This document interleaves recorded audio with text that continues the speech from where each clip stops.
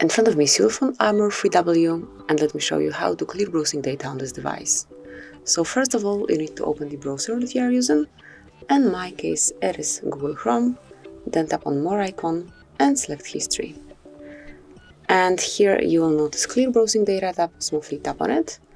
And here you've got basic and advanced options. So under basic you have browsing history, cookies and site data, and also cached images and files. And then under advanced you have few more, which are saved passwords, auto-fill from data, and site settings.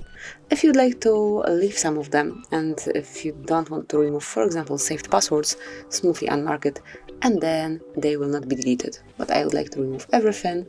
And finally, you need to select the time range, so just tap on time range and pick the period of time from which you would like to remove this browsing data.